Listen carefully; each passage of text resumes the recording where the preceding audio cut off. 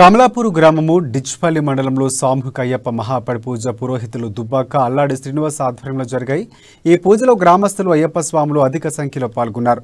గురుస్వాములు గుజ్జెటి వెంకట నరసయ్య, పుప్పాల శ్రీనివాస్, మణికంఠ లక్ష్మీ నరసయ్య పాల్గొన్నారు। స్వామివారిని భక్తి శ్రద్ధలతో వేడుకున్నారు।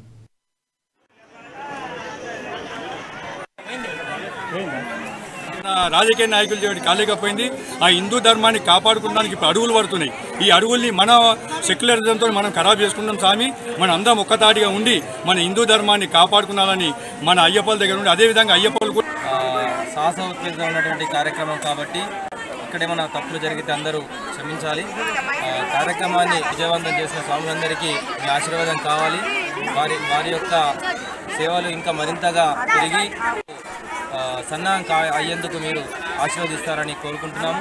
అంతేకాకుండా స్వామివారి యొక్క విగ్రహాలకు దాతగా నిలిచారు, అది చాలా గొప్ప విషయం।